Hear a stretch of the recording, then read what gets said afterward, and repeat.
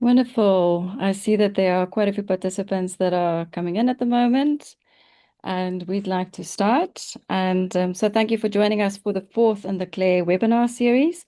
My name is Adele Hoskin, and I'm the program manager at the CLARE Research for Impact Hub based at South North.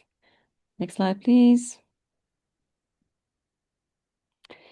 Great. So we have an interpretation available for today's webinar. To find that, please go to the Zoom toolbar at the bottom of your screen and go over to the far right of the toolbar. Locate the More button. That's the one with the three dots. Click on the More button, select Captions, and then turn on Translation. And then from there, you'll be able to select your preferred language from the list available. And also, please note that there will be a recording available for today's webinar. Great. Next slide. So CLARE is a framework research program on climate adaptation and resilience, working to enable socially inclusive and sustainable action to build resilience to climate change and natural hazards in Africa and Asia Pacific. CLARE is jointly designed and run by the United Kingdom's Foreign, Commonwealth and Development Office and Canada's International Development Research Centre. The CLARE webinar series is running from May to November this year. And with over 30 research projects making up CLARE, this rich community will be sharing their insights and learning on a range of topics to advance thought leadership, champion co-creation, and center Southern voices. Next slide, please. So we have got a very full program for today. So after a quick introduction, we'll learn about how CLARE research projects have approached linking short-term actions with achieving long-term resilience, followed by a deeper dive by 3 projects on linking timescales for boosting resilience in coastal Benin, the experience of small-scale fisheries and coastal communities, and moving from science to action in the Sahel. And then we'll end up the webinar with a discussion on the advantage of linking timescales. So we also invite you to subscribe to the CLARE newsletter, and we'll put the link in the chat. And we also encourage you to join our webinars and follow us on LinkedIn. So more information on the chat about that. So without further ado, it is my pleasure then to invite Professor Janita Mari to introduce today's webinar. Over to you, Janita. Janita, you're on The mute. audio, yeah. Hi, everyone. My name is Janito Maura from the Edward Mondlane University in Maputo. So good morning, good afternoon, good evening from Maputo, Mozambique. And welcome to this CLARE webinar. My role today is somehow easy and difficult at the same time, is to set the scene for one of the most, I would consider, most profound challenges in climate action, which is linking timescales. We talk constantly about resilience, but time is the dimension we struggle with the most. Let's look at why. Next slide, please. So the CLARE linking timescale thread brings together transdisciplinary research across Africa and South Asia. It examines how short-term disaster risk reduction can be better aligned with long-term climate resilient development. What you see on this slide is an attempt to capture that central tension. The orange arrow on the left represents immediate life-saving action, while the teal arrow on the right represents the long-term horizons that are needed for sustainable adaptation. A central focus of the thread is identifying and reducing the risk that today's solutions create tomorrow's maladaptation. Next slide, please. So to see what this tension looks like in practice, you are invited to look at the photograph and the picture that you see on the left-hand side of this slide. This has been captured by the Enact Resilience team in Beira City in central Mozambique. This is a drainage trench that was not built by an agency. It was built by the homeowner themselves. For that specific individual, the short-term disaster risk reduction goal is obvious and necessary. It is to divert the surface runoff and also protect their home from imminent floodwaters. If they fail to act now, they may lose their property today. But the long-term climate resilience development challenge is very different. And the risk here is path dependency and maladaptation. So the question is, are communities being forced to lock themselves into localized, would say, infrastructure that could be completely overwhelmed by the climate reality in the 2050s? Uh, Emergency agencies often fund short-term relief, while development ministries will plan over much longer horizons. So citizens are somehow left or caught in the middle of these two time scales. So our goal today is to help break down these silos, and for that, we are going to go to an exercise, a simple one, which is on the next slide. So we are inviting everyone before we hear how our projects are bridging the gap. We want to hear from you. Please scan this QR code that you see on your screen. Think about your own context, which intervention in your work provide immediate DRR benefits, but may at the same time carry the what would call hidden costs of long-term maladaptation or even institutional lock-in. So there are 100 points to be distributed. So please add your thoughts, go to the Menti, scan that code. You can also open your browser and type in that code that is shown there. After that, I will hand over to our first speaker. So, yeah, thank you.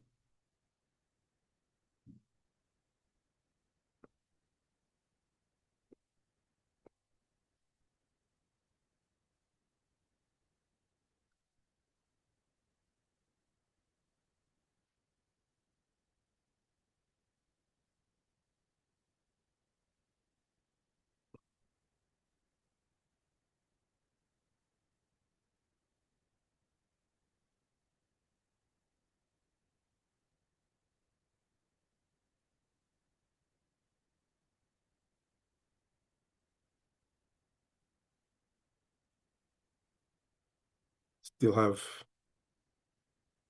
we're halfway.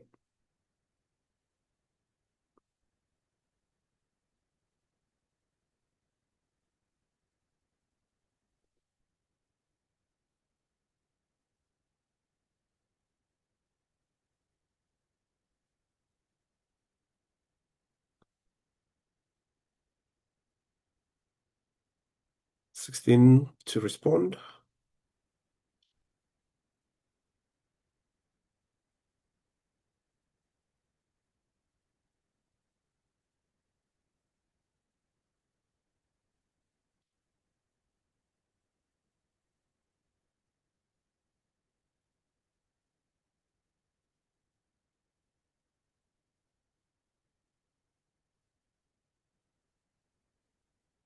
So the institutional silos.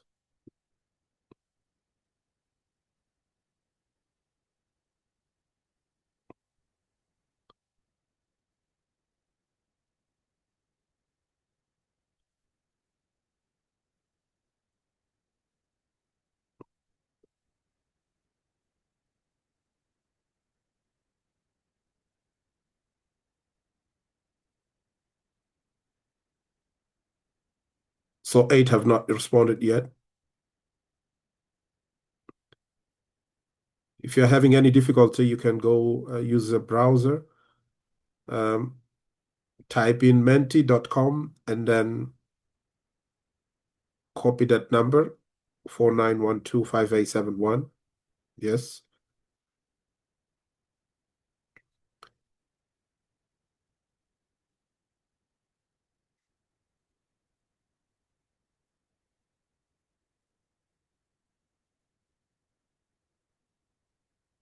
Six.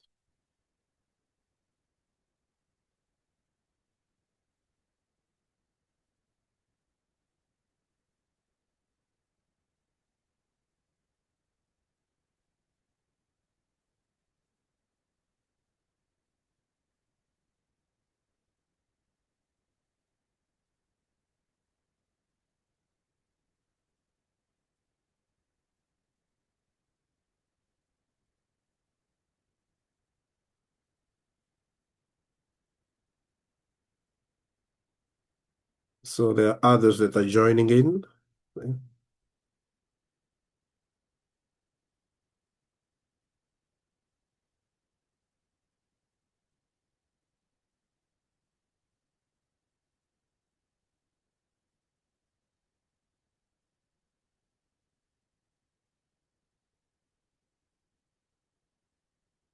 Del, you have your hand raised.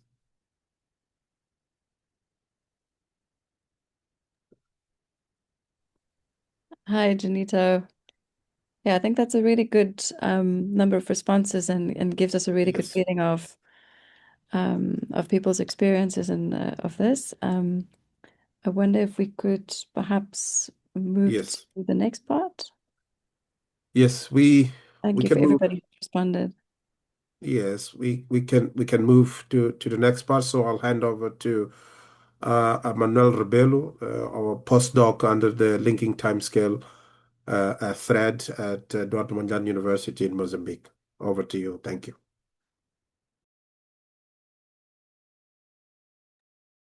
Thank you, Professor Janito. Yes, I solved this big issue of my camera, but I think I'm on. Yes, what I'm doing, what I'll try to do is only to synthesize the results from our work with this thread. As mentioned by Professor Janito, we only collect evidence from a selected number of projects. Let's go for next slide, please. Yes. Can you go back again for another slide? I think we. Sorry. Yeah. Let's go. I think we don't have the. Okay. The next slide. Yes. What we do for collect this information about the project, we use different methods. Quantitative and qualitative methods. And these methods was dealing with different sources of information. We have three sources of information. The first one was from Lusaka Exchange in 2025. And the second was in New Zealand in parallel session in New Zealand. And the last one was the questionnaire that we deliver online for the project, for the coordinator of the project. And then for New Zealand, if you see in this slide, we put three different questions, right? Three different questions to the participants of the session. And the question was, for example, if you see in this slide, one of them of what is the biggest challenge in linking adaptation timescales. This is one of them. Another, what would help you manage trade-offs across timescales? And this one in the center, which time frame dominates your current work? And we list these five different options for the participants. Let's go for next slide. Yes. And what we have here, the results show that most of the projects are implementing interventions in Africa, also in Asia, and they are working with different thematic areas, like if you see, like agriculture, health, infrastructure, coastal zones, water resources, and riverine food, and others. Let's go for another slide. Yes, and if you also we found that most of the projects are working in different contexts, in different local contexts. They have different funding periods, and some of them are working at individual and institutional level, and the goals are very linked with these institution and individual levels of the project. Let's go for another slide, please. Yes, if when we ask them what was the strategy they used to integrate long-term consideration in their project. And we have different responses here, different answers. For example, some of them they are dealing with the capacity strengthening and the interventions at different parts of the systems where they is working. Some of them is based on co-creation, and another they are using strategy like strengthening institutional capacity at a local government, for example, local communities, for example. Yes, let's go for another slide. We ask the project what are the adaptation measures and actions and intervention that the project are supporting. Most of the project that give answers, they say that they are the main measure that they're using is knowledge products, for example, reports, data sets, another institutional capacity building, and some of them use scenarios and modeling, and also most of them use policy recommendation for as a measures for adaptations. Yes, let's go for another slide. And we ask the project what are the maladaptation domains that they considered in their projects, and the answers is in this. If you see, is in this graph. For example, most of them they consider that the domains of the project there are risks of adaptation in social areas, some of them in institutional areas, some in ecological, economic, and livelihoods. For example, if, they give some example in economic areas. There are risk of dependence for communities. Yes, let's go. And also, we ask them what are the immediate actions the project are taking to address timescale related challenge, and the answers are based. As you see, some of them use partnerships for influencing adaptations. This is some of the action they use. Some of them also produce knowledge products like reports, briefs, police briefs, for example. Some of them use pilot adaptation measures, and they issued recommendations to government and communities. Yes, let's go forward. Again, what are the action or recommendation or outputs them directly from the project that could carry risks of unintended consequences? And we receive these answers. They say they face some social risks, institutional risks, economic risks, and ecological risks in the delivery of their results. They can see some risks in social areas, institutional areas, and ecological areas. Yes, let's go again. Yes, what are the actual ways the project use it to assess maladaptation risks? There are different ways they use. If you see here, there are different ways the project are used to assess the risks. For example, one of them say we compare the past with the present and with the future. Right? This is one way to assess the risks. Another way, the project integrates stakeholder consultation and community feedbacks, right? To capture local perceptions of risks and unintended effects of adaptations or unintended effects of their actions. Also, if you see another way to assess these maladaptation risks, they based on participatory learning labs and community feedbacks process. Field observations, right? If you see, they use field observation to assess the risks of maladaptations. Yes, let's go for another slide.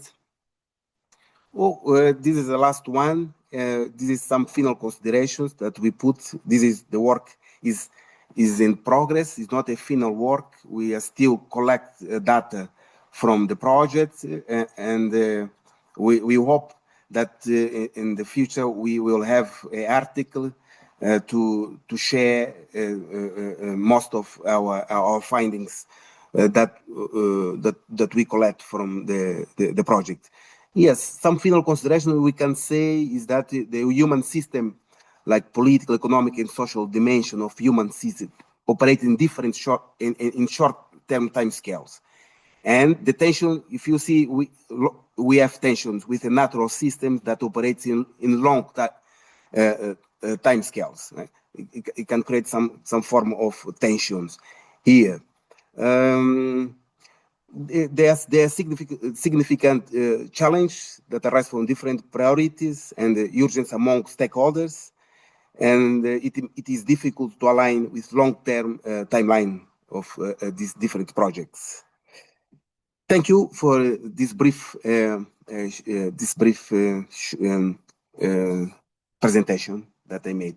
Thank you all. Thank you so much. To Amina. Yes. Yeah, thank you so much, Jenny, too, for that, Manuel, for that presentation, synthesizing, projects across CLARE program, and Jenny, too, for setting that context. In addition, today we will have 3 quick presentations from 3 CLARE projects, where they would share how they are linking these different time scales in order to reduce the unintended negative consequences. And the presentations then will be followed by a short panel discussion. And before we get into the presentations, colleagues online, if you have questions to any of the presentations, please write your questions in Q&A section. My colleague Jenito would be keeping an eye on that Q&A. Without further ado, let me invite 3 presenters who would be my panelists as well. And the first presentation would be by Joanne Clark from the COHERE project, and she will be presenting this linking different timescales for boosting resilience in coastal Benin. That would be followed by a short presentation by Rocky Sanchez Tirona from Climate Reefs, where he would present how they are looking into small-scale fisheries in coastal communities, linking different time scales. And last by Monder Hamadenil from Clarity project, bringing in the experience from Sahel, how they are moving from climate signals to resilience actions.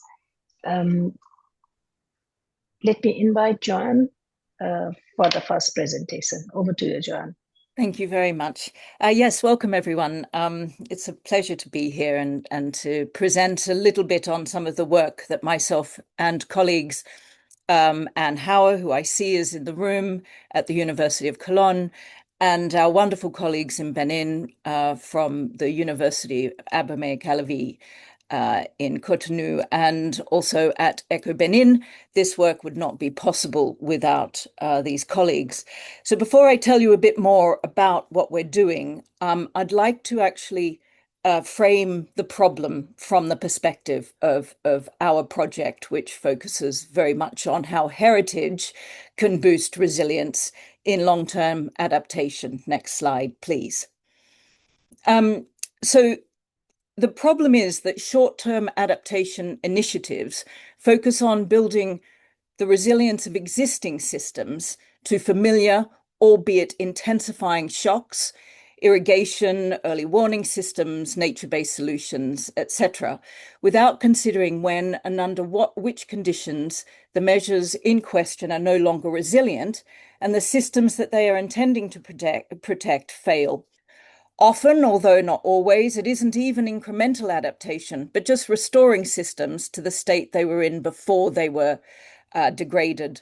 Long-term resilience requires adaptation in the form that changes systems and practices to make them viable under emerging anticipated conditions, or the replacement of existing systems that will not be viable in the future with alternatives. So adaptation is therefore part of resilience to climate change in the long term. Now, distinguishing between short-term resilience, such as ecosystem restoration, the prohibition of environmentally damaging practices, disaster risk reduction, etc., and long-term resilience that requires actual adaptation to specific climate change hazards and impacts, as well as wider transformations to enable climate action and climate justice, is critical, of course. So we need to learn how to integrate the benefits of things like ecosystem restoration that will provide natural flood barriers in the short term, with long-term realization that ecosystem restoration may fail and that significant transformational adaptation will be required. How this is made sustainable and just, which is incredibly important in these kinds of considerations, what will have to be a just future is less certain. I want to give an example where it has worked before I get on to our own project, because actually it has informed, in a sense, what we are doing. It's an example of sustainable, successful, just transformative adaptation that has happened between First Nations hunters in the Arctic Circle and Arctic indigenous communities. And these communities and their lifeways within the heritage sector, we would consider their lifeways part of intangible heritage. And they are treated as such within the countries within which they reside. And the preservation and conservation of their livelihoods and their ancient ways of life are the concern of heritage managers. Now, these communities are at the forefront of the challenge of short-term climate shocks and their changing landscape, and indeed how they will become sustainable into their lifeways will become sustainable into the future. Key elements for positive transformative adaptation for them include making rights and justice the target for adaptation, acknowledging power relations exist, embracing knowledge pluralism, so many different voices are speaking and are heard, fostering bottom-up coalitions to strengthen local sources of adaptation, and recognizing risks and trade-offs and unexpected outcomes. Now, in the Arctic Circle, the loss of sea ice, which is happening now, which is classified as World Heritage by UNESCO, it's impacting indigenous Inuit traditional lifeways by limiting their ability to hunt seals and whales. In response, knowledge exchange between First Nations hunters and Arctic indigenous communities is transforming the ways in which Inuit are learning to hunt, which helps preserve traditional ways of life. So they are still able to hunt, but they are learning to hunt different species in a way that is more sustainable for the future. So First Nations hunters from the Northwest Territories are building capacity and providing skills to Labrador Inuit related to moose harvesting. And in exchange, Labrador Inuit are sharing their expertise in harvesting, processing, and the use of ring seals. So traditional sources of food become scarcer, and as the ecological niche of moose moves north, new ways of hunting will bring about positive, transformative, so just adaptation, engendering resilience and keeping alive ways of life, even as traditional modes of hunting are impeded by changing environment. Next slide, please. So where we work on the West African coast, it's the interface between oceans, lagoons, rivers, and supports a very fragile ecosystem of protected environments, endangered species, and indeed the history and heritage of local and international significance. Because of its vast and important complex of wetlands, the Benin coastline was inscribed in its entirety in 2018 by the Ramsar Convention, and communities along its coast are dependent on lagoon, river, and ocean resources, as well as deep sea and lagoon fishing, salt production, small-scale agricultural holdings, and increasingly and importantly, tourism. So many of the local communities are economically and socially vulnerable to the compound risks of climate change. Overfishing, unsustainable mangrove cutting used for salt production, and sand mining for beach enrichment used in tourism are exacerbating climate-driven coastal erosion, while more frequent and severe storms are leading to salt water intrusion in the lagoon system. Rapid urbanization has led to the growth of informal settlements in flood and erosion zones, and poor quality housing and limited infrastructure in fishermen's districts increase exposure to climate hazards, while low socioeconomic status has increased community vulnerability. Next slide, please. So what you saw in the previous slide is mangroves that grow along the shore of the lagoon system.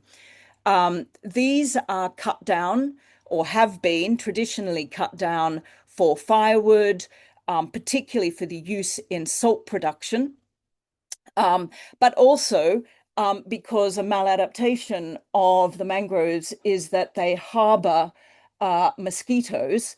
And the more mangroves you have, the more mosquito activity you have. And of course, mosquitoes are in malaria is endemic in Benin. And what our colleagues at Eco Benin have been doing is that instead of cutting down mangrove forests for firewood, coastal communities in Benin have been sacralizing parts of the mangroves within the context of their traditional indigenous voodoo religion. Now, on a previous slide, I said that one of the principal ways in which resilience is built into systems is not simply social, economic, ecological, but also behavioral. So without behavioral change, we're not going to sustain long-term adaptation.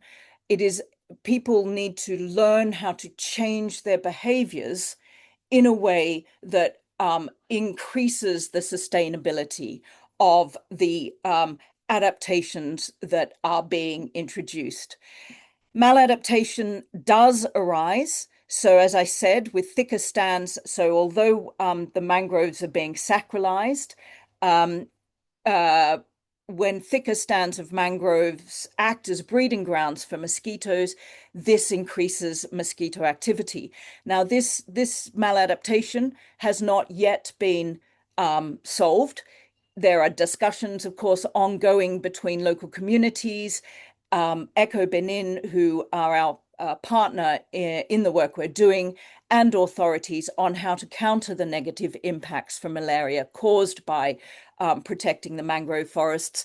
But the important thing is that the conversations are happening between local communities, giving local communities agency over the adaptation changes that are being brought in. The need for many voices at the table is something that the COHERE project is all about. Next slide, please. Another area of long-term adaptation that the COHERE project is working with is traditional fishing practices. Now, there are, of course, the deep sea fishing practices. This is part of the lagoon system fishing practices. And these are ancient fishing practices going back hundreds of years. They involve creating nurseries for fish spawning. And by creating these nurseries, on the left-hand side, you can see these are created out of naturally occurring reeds along the coast of along the lagoon coastline, and they're spawning grounds. You can't fish in them, but it increases fish yields. Another way is, again, by sacralizing certain areas. On the right-hand side, this is in the center here. I don't know if you can see my arrow. This is a voodoo shrine, which basically tells the community that they cannot fish in this particular area, principally because these areas become fish spawning grounds. However, a maladaptation, next slide, please. Joanne, if we could wrap up in 1 or 2 Okay, minutes, sure. please. Yeah. So the social religious changes increases the economy, but maladaptation happens because these fish spawning areas degrade into the lake and increase lake toxicity. And as yet, there is no solution. So quickly into the next slide. A third area that we're working on to increase sustainability is in how salt is produced in the long term. Mangrove forests were cut down. Left-hand side shows how they were cut down to produce salt. Again, we're working with local communities to use solar power. Next slide, please. But a problem with this kind of economic change is that maladaptation arises because less salt is produced using solar radiation than it was by heating over a wood fire. Next slide, please. Basically, these examples demonstrate how local communities are involved in decision-making processes. It's not perfect. Tourism is a major national economic priority and is encroaching upon traditional ways of life. Yet traditional ways of life, history and heritage are key to successful tourism, and COHERE is working towards ensuring local communities are fully engaged with decision-making at the national level. And I'll leave it there. Thank you very much. And thank you to our colleagues. Thank you, Joanne, for the presentation. Colleagues, the panelist bio as well as a link to the projects is in the chat, so please have a look. May I now request Rocky Sanchez Tirona. Rocky, over to you. Thank you, Nina. Hello, everyone. It's very nice to be here. Thank you for joining us. So I'm going to talk about the work that we do on small-scale fisheries with coastal communities. The next slide, please. Climate Reefs is a research program that's run in partnership with the University of Leeds, RARE, where I'm from, University of Patimura in Indonesia, and the Coral Reef Alliance, along with a host of other partners. And it's really, at its heart, a science research program that is also really looking at the impact on people. Next slide, please. So what we're trying to do in Climate Reefs is there's a piece around really identifying reefs that are more adaptive to climate change using satellite imagery, looking at biodiversity, and then genetics to really think about which reefs are more likely to be able to withstand the effects of climate change. But at the same time, we're looking at the factors that really shape the social vulnerabilities and adaptation pathways of coastal communities, in particular the women and youth in those communities, both of which are really going to come together to guide management and policy for adaptation with the goal of really reducing the vulnerability of communities, and both through more resilient reefs and then also securing the services for vulnerable communities. Next slide, please. I work with RARE, and RARE is the partner within the consortium that's really focused on working directly with coastal communities, and throughout our the countries and communities that we work with, we're really focused on community-led conservation. So it's really about facilitating the community's path towards protection and management of their coastal and fisheries resources. So a lot of that work involves enabling their ability to practice co-management and really building their capacity to do goal setting, how to design protected and sustainable use zones, and decide which actions to take, what kinds of management interventions they need to do, what kind of policy needs to be put into place, building up management bodies that are able to make decisions on an ongoing basis, sustain this, incorporating behavioral insights to make sure that the the recommendations of the policy and the management plans really do translate into sustainable practices that people support and sustain. And then finally, there's an element of financial inclusion. And I'll talk about that a little bit more in the next slide. So as we work with multiple communities, in this slide, you'll see really the different timescales that we kind of have to be cognizant of throughout the process. So I mentioned things like the management plan and the, let's say, the regulation that accompanies that plan. And then if you think about that, that comes with the local development plan and budget. And usually these are things that will take us maybe a year and a half to 2 years. And then, but it takes longer for sustainable practices to become a social norm. And then you've got a mayor election cycle that takes 3 years. And then in the meantime, the recovery of the coral reef and the fishery is taking longer than that. And even the research and results of our own project is also taking longer than that. In the meantime, the fishers really are thinking about their daily meals, their monthly electricity bills. They're thinking in terms of one fishing season. So there's really a lot of variability. And then throughout all of that, we're seeing the impacts of climate change on the fishery, both short term, medium term, and long term. You know, and one typhoon can wipe out the whole reef, and then that, if that's the wrong reef that they had prioritized for protection, they have to start again from scratch. So next slide, please. I wanted to kind of highlight some insights that I think have come through from the work that we do, and my colleagues have actually shared some of the same things, really. But I just want to stress that, you know, community engagement and knowledge is foundational. They really have to be part of the whole process from the beginning, and they really have to understand that the timescales. They have to understand that these are the decisions they make now, but these are things that could happen to them in next year or in 3 years or in 5 years. So that's kind of like a really big critical piece that you can't ignore.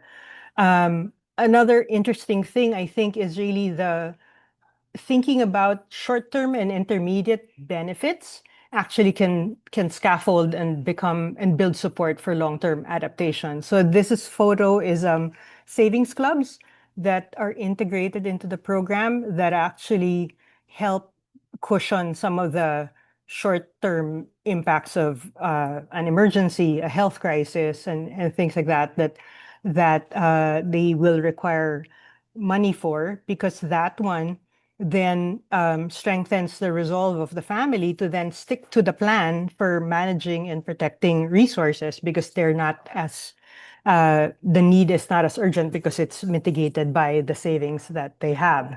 The role of the right kinds of value chain interventions and supplementary livelihood interventions that are thoughtfully co-designed with the community, I think is also really important, because that usually can become the cushion for the dip in income, for example, as they wait for the longer term results to come in. And then I think the other big one is that we are really looking at building in adaptive management at multiple levels. Everyone has to be able to really look at information, understand it, make decisions about what that means for the next cycle, right? So in the case of the management body, for example, which is the community, they need to know, okay, if our catch is this way now, maybe we need to kind of like make some additional adjustments later on. But at the same time, the mayor has to kind of like think about the multiple election, what they can do at the within the election cycle, and then the staff within the municipality that won't be part of the turnover can be the holders of the longer term climate adaptation plan. So really thinking about building those skills for the different actors at different levels. And then next slide, please. And then so really some of the challenges that we have to keep addressing and we still really don't have it right is really that idea of institutionalizing a lot of these processes into government planning and budget cycles, but then also really being able to take on the longer term pieces. And then the other piece is really that decentralization of the access to data and information and tools. So these are fishers with phones that have the catch and weather information so that they can make decisions about their management interventions as well. And then the last one is really that it really needs to be a holistic approach, really thinking about integration of intervention so that different pieces address different issues at the right time scale. So savings clubs for the short term, management, fisheries management interventions at the medium term, mangrove restoration for the long term, and so on, right? So these are the kinds of things that we have to keep thinking about. So I think that's it for now. I'm happy to take questions later. Thank you. Thank you so much, Rocky. That was a really nice and succinct presentation. I'll come back with the question later, particularly you mentioned about this adaptive management, which is very interesting. But before that, colleagues, once again, if you have question to the presenters, please put your question in the Q&A section in the Zoom. Now let me invite Monter Hamadanil from the Clarity Project for sharing the project experience from Sahel. Over to you, Monter. Hi, thank you, Amina, and thank you everyone for joining us. I'm Munzir Hamad Al-Nil, PhD student in climate science at the University of Sussex, and I'm a part-time postdoc research fellow in the Clarity Project. So I'll be telling how linking timescales in the Sahel from climate signal to resilience action and give examples of one of our T-labs. Clarity has 3 transformation labs, and one of them is situated in the transboundary region between Niger and Nigeria in the Gulbi Maradi River Basin. And next slide, please. So the T-lab is situated in the Sahel, and the Sahel actually went through a remarkable decadal variability and quite massive changes in the extreme and the nature of the rainfall. And it's quite interesting case because actually it shows a bit of the contrasting influence of climate change actually. In the Sahel, we went through a remarkable decadal variability from the golden era or golden age before the mid-20th century, where wet condition prevailed across the Sahel, and then to sharply decline in the amount of annual rainfall in the 60s and 70s and the 80s. And after that, a partial recovery followed this massive great drought in the Sahel. And the reason for this is a contrasting influence of climate change, because in the first part of our understanding now is the drought is attributed to the aerosol emissions, and then the recovery is partially attributed to the removal of the aerosols from the atmosphere, and more importantly to the greenhouse gases concentration in the Sahel. So this decadal variability and change actually suggests that reading one decade is misleading when it comes to adaptation, because the baseline itself is moving, and then the adaptation must move with it. Next slide, please. And in the recovery period, actually, the extreme storms and the nature of the precipitation is massively changed. In the past 30 or 40 years, extreme storms now have tripled in intensity since the 80s.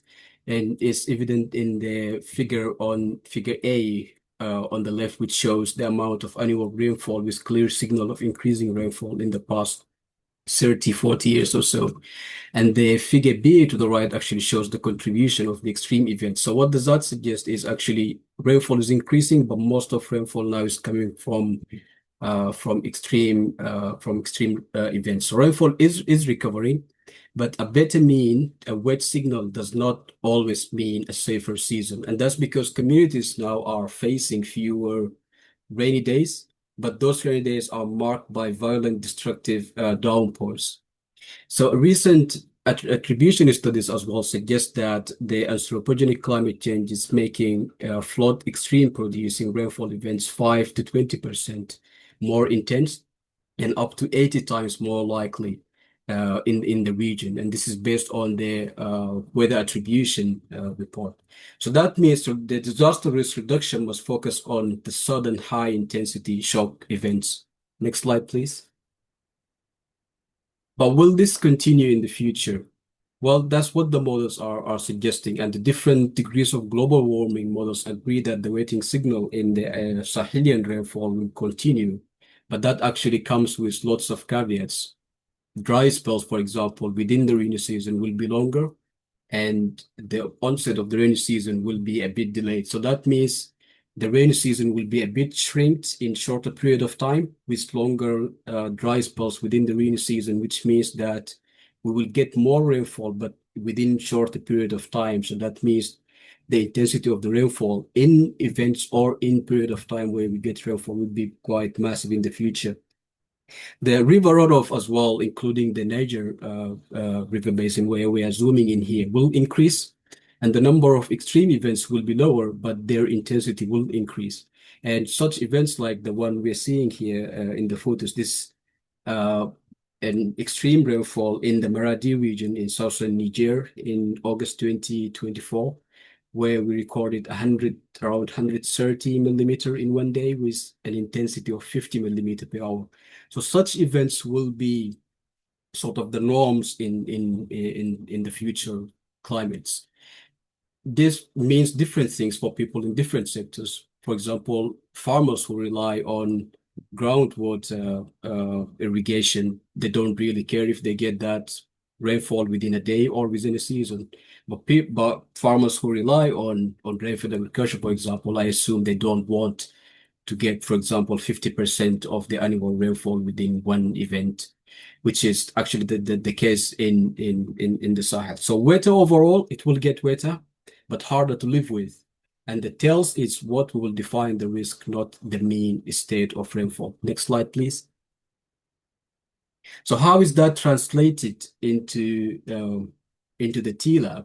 So what the TLABs actually are doing. So we could all probably agree that the climate knowledge or scientific knowledge in general matters only when it changes what's happening in the ground, because that's what stakeholders and people in the ground are interested in. So what the TLABs are doing, or what the TLAB here in the case of the Maradi Katsina River Basin, what people in the TLABs are doing. So we have a community hydrologist who are monitoring rainfall, runoff river, and boreholes and groundwater across the border. And this information actually feeds into number 3 when it comes to the modeling the system, but also an information that can be used for early warning, especially when it comes to the river flow. And the co-production process where the communities, practitioners, stakeholders in both sides in Niger and Nigeria define the risk, priorities, and decisions that matter the most. Of course, they work as well with scientists to co-produce the questions and have discussions about what the priorities are. And one of the discussions that emerged from the last annual meeting in Abuja is how we can use seasonal forecast, for example, which adding now a different time scale to the equation here, how people can use the seasonal forecast in order to manage and regulate the releases from the Jibia Dam, which is a dam that's few miles from Niger, and how people can use because one of the problems people have is in the Nigerian side, the river flow from Niger towards Nigeria, and they have a sort of regular release every day, but they don't take into account what people need in terms of for example, sometimes it rains in Niger side is already very wet, but then they still get the same amount of water that they get every day, which would lead to destruction and floods in the region. And number three, which is this to stress test what will happen in the future. So we use a climate a hydrological model called DRIP that uses or combines climate model, climate data, climate change, hydrology, and hydrosocial pathways as well, in order to see how groundwater and shared water resources may respond under different futures. And we in this process also we're trying to use high resolution climate models, because we know the global climate models struggle to get the distribution of rainfall quite right. So we're trying to use the convective permitting models that gets the timing of the rainfall right, that gets the distribution of rainfall in space and time right. So the TLAB here is where a century of climate becomes this season decision and tomorrow's water pathway. Next slide, please. So what's the message to policy from this story? Number one is that to read the long record, because the base itself is changing. So the Sahel we plan for is not the Sahel of the last drought. So we have to use a century worth of data, not a decade, as the baseline itself is moving, and then the adaptation has to move with it. And we should design for the tails, because a better mean does not mean a safer season. Infrastructure, early warning, and finance must be built for the storm that used to be very rare in the past, because now it's moving towards a more intense sort of storms and changing regimes of climate.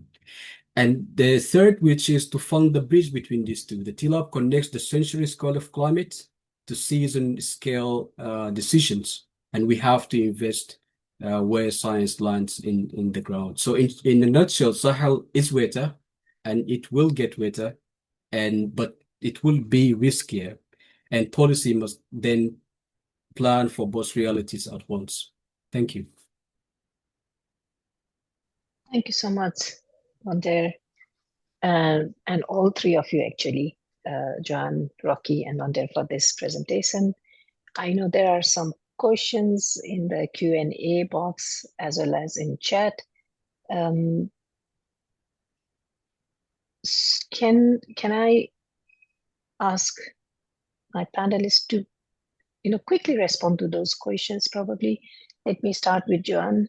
Would you like to respond to a question raised to you regarding this indigenous knowledge? So yes, I mean, this is a really important question, and my answer was quite long, but I could make it even longer just vocally.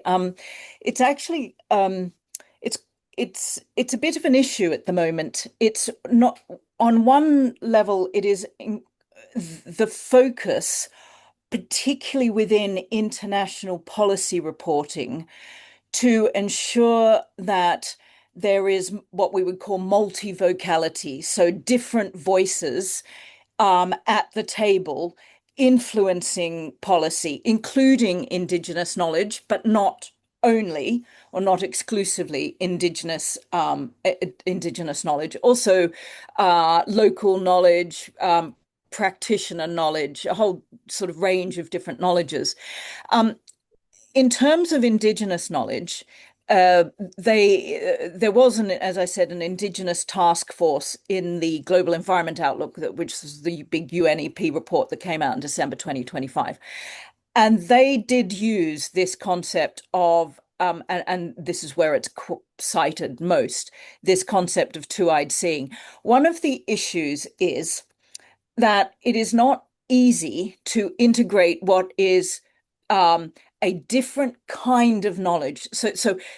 And I have seen this in the early kind of versions of AR7, that they're trying to weave knowledge systems together. And I'm not sure that actually that's the right approach. And if I were on those chapters where they talk about weaving knowledge systems together, I would probably come back to this idea of two-eyed seeing, where in fact, you're not they're not the same. You can't calibrate them against each other. What you can do is have them running concurrently, side by side, with equal respect, equal importance, and equal consideration.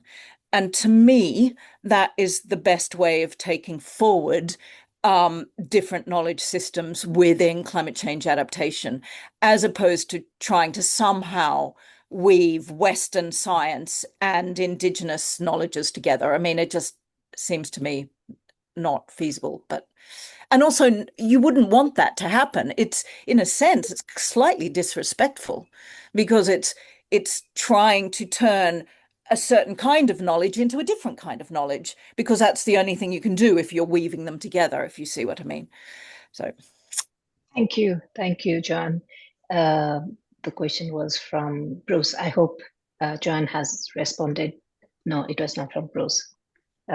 Responded to that question. There is a question from Charity to Rocky about this adaptive management, the role of social capital and environmental economics.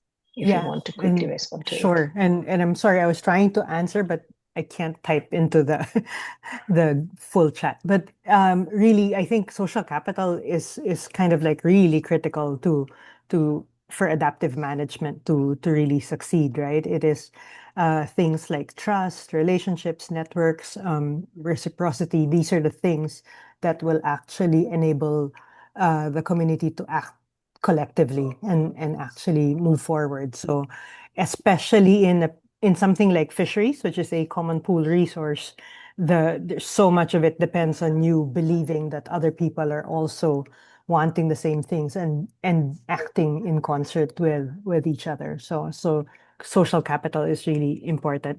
The environmental economics part, I think what they're trying to get at is definitely the discipline is really useful in thinking about this, particularly when you think about the economics of why people will want to do these things. It's I think increasingly environmental economics is recognizing social capital as a productive asset and really having that makes the ease of transaction of doing these things easier and easier to repeat over time. So I think it'll pave the way for adaptive management.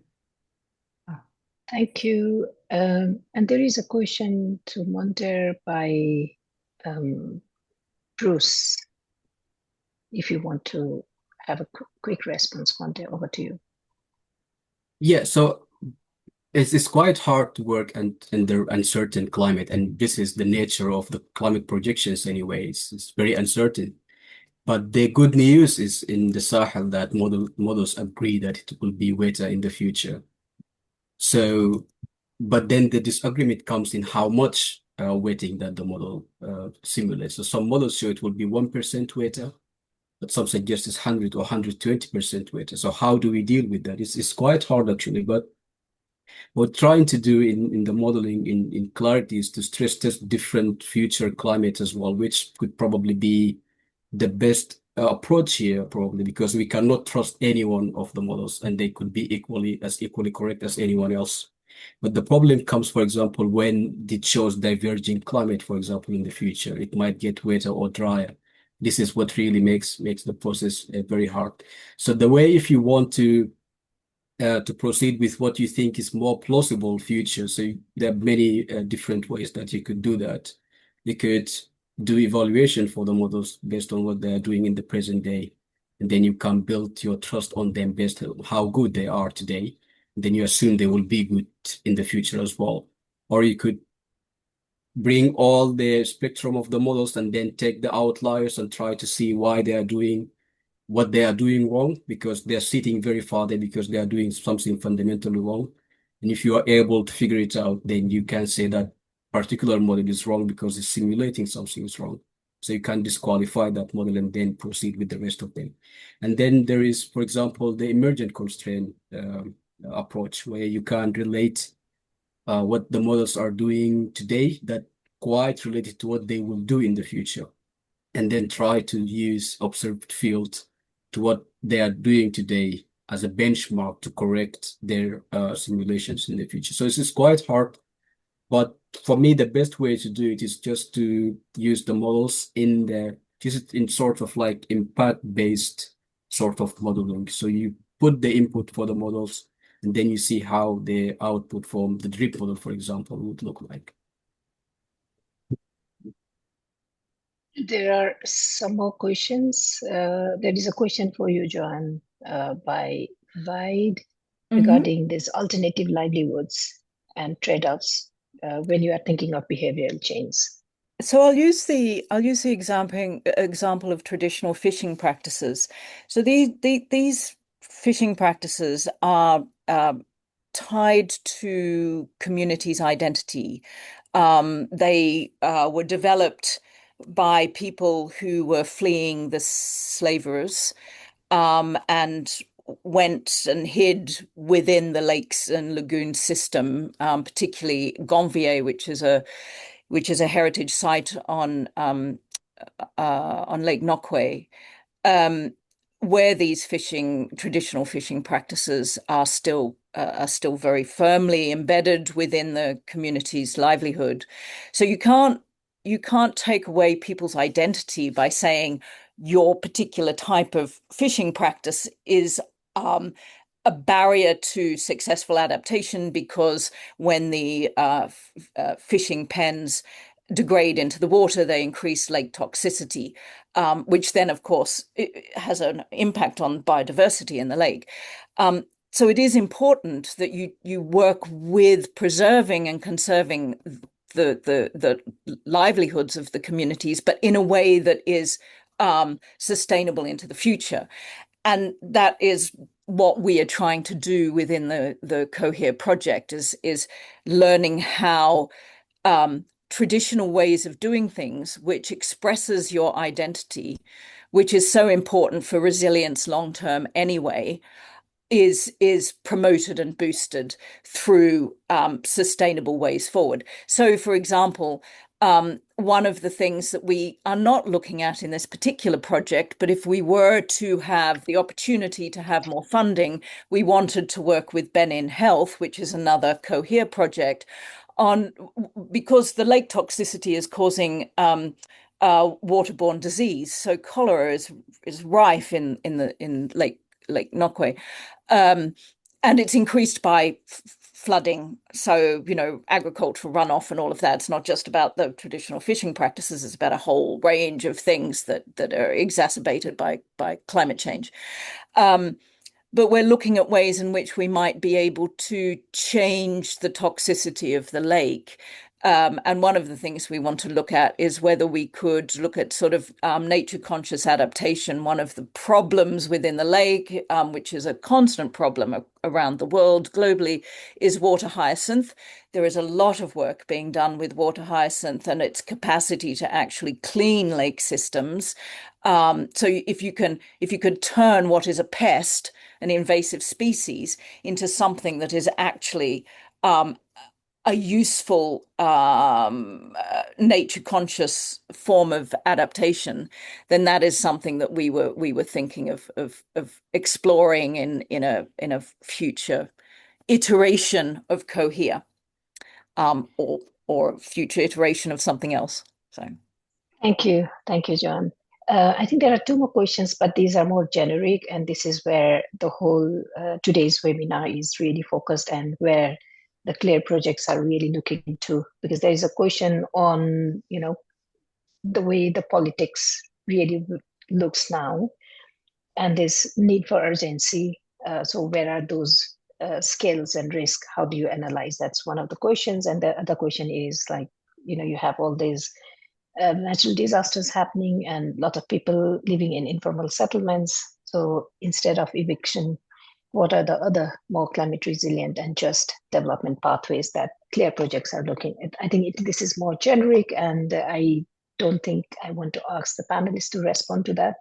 But in a way, we have already, Joanne and Rocky has already responded. Joanne, you in particular, mentioning within COHERE how justice becomes so important.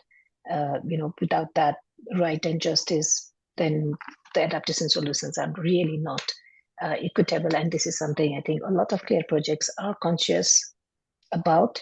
So I would not, if you want, please respond to those questions in the chat, but then I would really like to go to our discussions, because thank you for bringing, how in each project you are looking into different time scales. One of the things that I wanted to ask Joanne, and you actually responded already to some extent in your response, when you were conceptualizing this project, why did you think that, that long-term and short-term was important? What advantages were you considering that if you're only thinking of now, that would be missed if you don't link these time scales? So you're asking me or Rocky or Monza? To you, Joanne. Okay. So, I mean, as I work in heritage archaeology and history, we are able, one of the wonderful things about being a historian of sorts is that you're able to see the outcomes. So we know from examples in the past how people responded to climate change. These are never included. I mean, this is myself and colleagues who work with climate change adaptation in the past. We would love to see this picked up in the policy reports. It never is, but we have concrete examples of how people respond. Now, one of the things that happened in the past quite often, and we know what happened in terms of people's responses, is that the AMOC failed. So we know what happened when the Gulf Stream failed at 12,000 years ago. You can say that, it's a very different thing back then because there weren't so many people and people lived differently. But we still have plants and animals, and those plants and animals are still impacted by the collapse of the Gulf Stream. And that happened in years, in tens of years, not in hundreds of years or thousands of years. It literally went from an environment that was livable to an ice age at 12,000 years ago. We have another one at 6,000 years ago, which seems to be a partial collapse. It wasn't a full collapse, but we know how people, animals, and plants responded. We can see that, and archaeologists are able to take all the paleobotanical evidence, all the archaeozoological and social evidence, and put it all together and say, did people migrate? So is migration a positive adaptation? We know because we see what people did. Were cities, in what kind of situation were cities resilient or not resilient? We have that evidence. And I could tell you all of this, but we don't have time.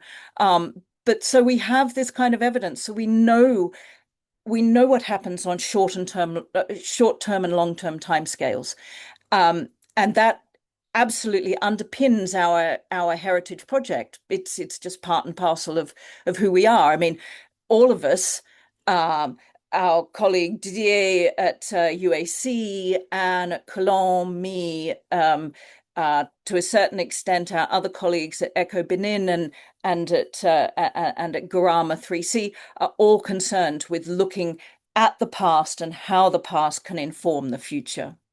Mm-hmm. Thank you so much. That was a very good example of the need for long-term look. Let me come to Rocky.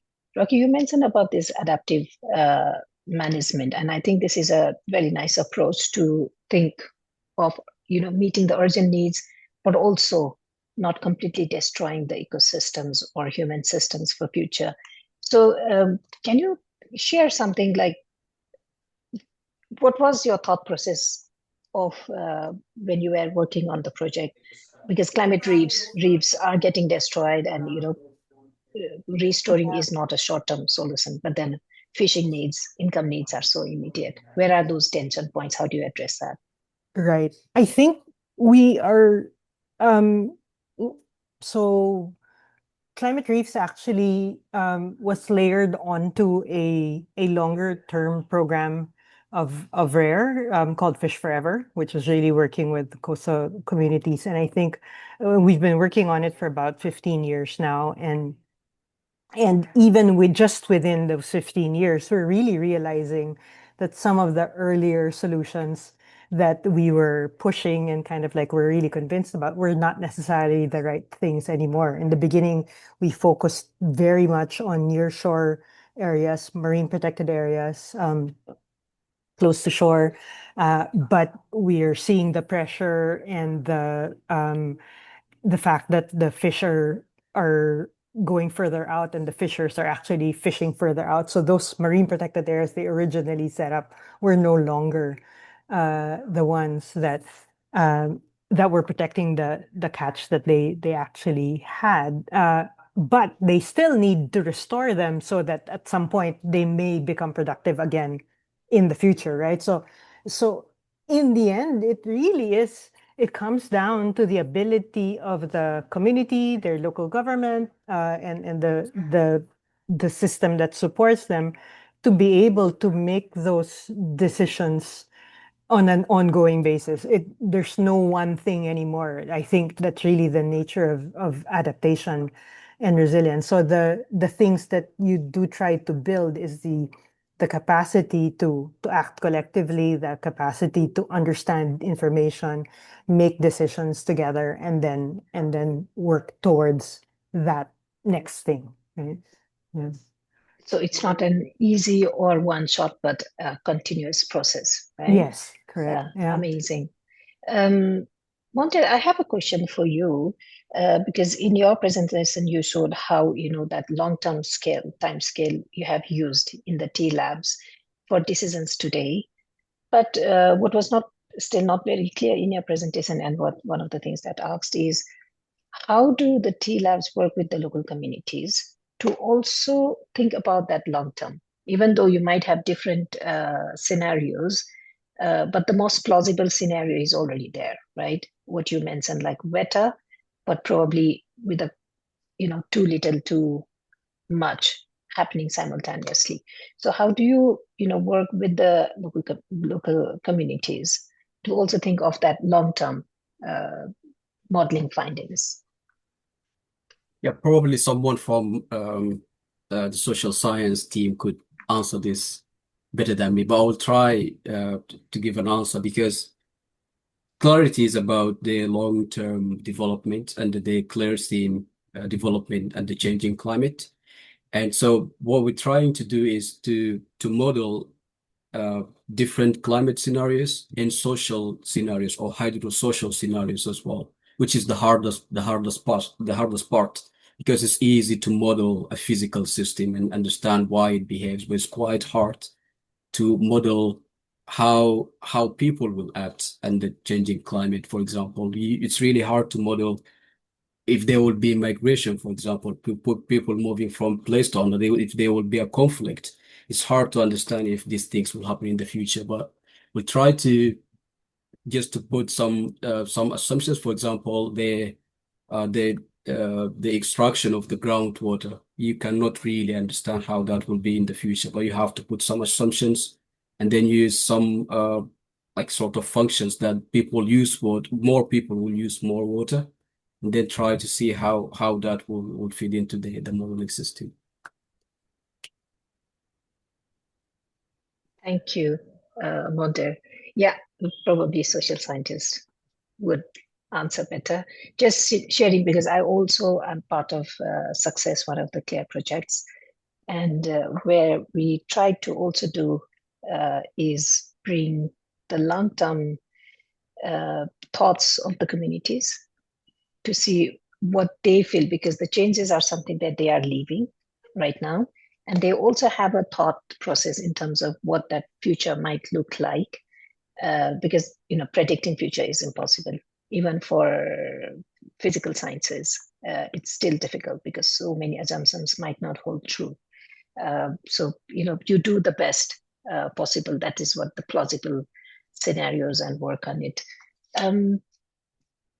I have one more question, Joanne, because you flagged in your presentation about that trade-offs. It's not only time scale, but it's also a trade-off of what you are doing, an immediate or even a short-term unintended negative consequences. You mentioned about protecting mangroves vis-a-vis mosquitoes. we have ample examples, in South Asia about protecting forest, but now dealing with this human-wildlife conflict, unintended consequences, but that is having a huge implication in agriculture sector. So you mentioned very briefly that probably work with, another project, but what is the advantage of looking at these unintended negative consequences, even if you cannot address that within that project cycle? So the reason in all three of the examples I gave, I mentioned the barriers to successful adaptation, because we can't ignore these barriers. We can't pretend that the work we do is going to solve all of the problems and that we're going to have successful adaptation just simply by force of our putting everything we have into to working towards that. There are so many types of barriers. I mean, I've just been talking about really the sort of nature, the natural barriers, but the economic barriers are enormous. And, just within the communities that we work with, as I mentioned in one example, tourism is an absolute focus nationally in Benin. And it is driven by, of course, the economic benefits that Benin think that tourism will bring. I mean, the irony, in one sense, is that in the development of the tourist infrastructure along the coastline, a lot of the heritage that actually people abroad want to come and see the traditional ways of life in Benin, and yet a lot of that is being destroyed by the tourist infrastructure. So there is an irony there. And kind of trying to communicate that is actually something that is at the forefront of the project. My colleagues at UAC are actually doing a lot to communicate the importance of the preservation of the cultural heritage of Benin if tourism is going to be viable in the future. So the barriers are there. We all know them. It's not just natural barriers, economic barriers, social barriers. They're all there, but we need to work through with communities. We can't do it without working at a local scale. You can only solve these problems by working locally. And Rocky was saying that as well. It's so important because you've got to bring communities with you. If you are not bringing communities with you, you are not going to have a sustainable and just adaptation. Thank you, Joanne. Let me put this question to you, Rocky, because Joanne just mentioned, yes, working with communities are important, but one of the things that we realize in the timescales thread is even local government has a time. Elections you're elected for a period of time.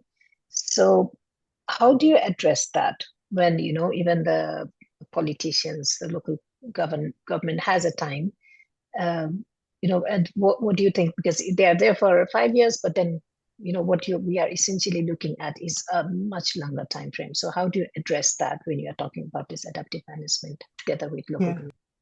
I think as we've matured in the work we're doing, we're realizing you have to try and attack it from both bottom up and top down. So there's a lot of work done to, one, really strengthen the capacity of the community themselves to demand kind of like sustained action on this front, right? So if a mayor changes, but he comes and encounters a community that already is doing things and kind of like well organized and wanting to do things, they're more likely to keep supporting that work. At the same time, the staff in the local governments that don't do the turnover are also people that we really rely on and look to them to kind of like bridge transitions.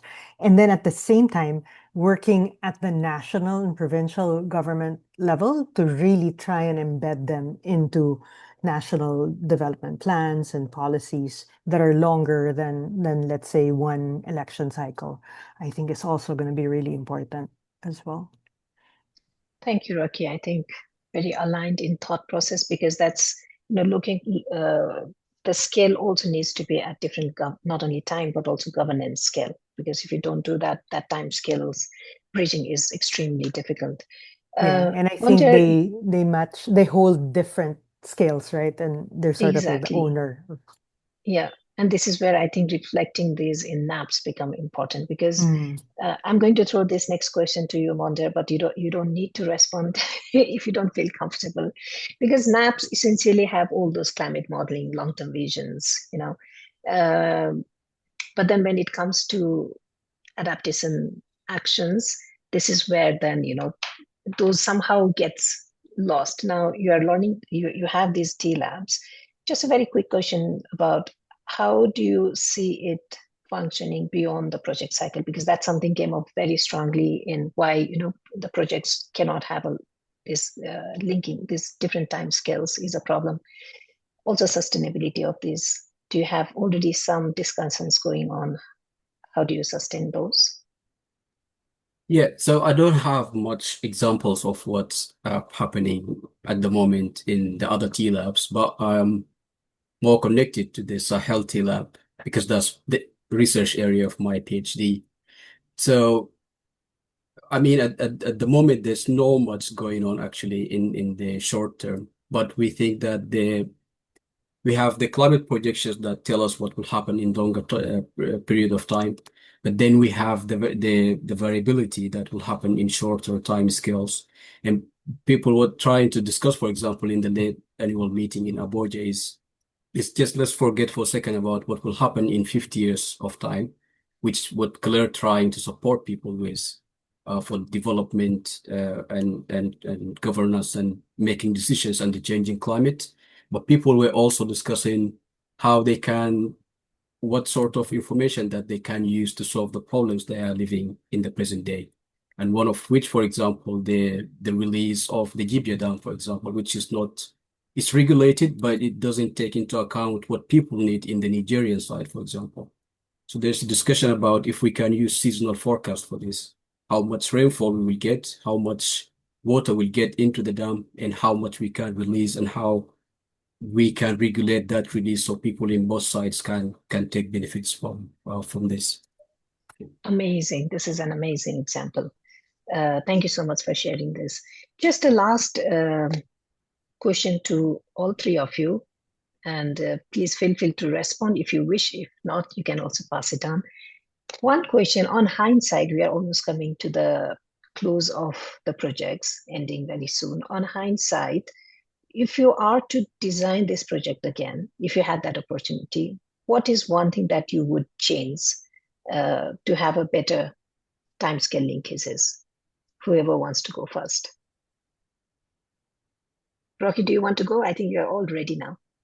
Sure. No, in 30 seconds, please. I think ideally it really would correspond to the time scale, at least for planning within the municipality and the community, so that they can actually really benefit from the results instead of trying to put it in later on. Yeah. Amazing. Monter, do you want to respond to this? Yeah, the time scales we are working under is actually very connected, because what happened like for a long period of time and then what caused that to change, what forced that to change, which will continue in the future as well. So the long-term changes actually is quite connected with the disaster risk reduction that's occurring in shorter term. So the long-term change is just setting the wavelength sort of thing to what sort of risk that people will experience in the shorter period of time. So what I would probably do if probably invest earlier in sort of tools or systems that people can use in the present day to solve what they are experiencing now. So this doesn't mean that what people are doing in CLARE is useless in a way. It's quite important, but then probably an earlier investment on what people are experiencing now would something that I would do. Thank you.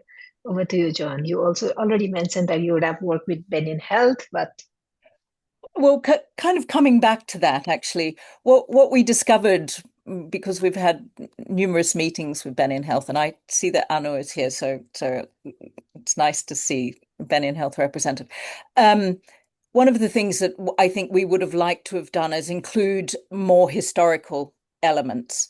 And what I mean by that is not just looking back at the history, but actually scientific historical elements. So what we could have done if we'd had time and money is we could have done, for example, coring of the lake sediments. We could find out when the ecology of the lake started to change, how far back in time that goes, so that we could see in terms of timescales, whether this has been a slow process or in fact over a long period of time, or whether in fact it's exacerbated now and got worse now. And having that historical deep time element would have given us a much better perspective on the changing ecology of the lagoon and lake systems. Yeah. thank you so much. Amazing response, going back to history, looking into the future. Thank you so much.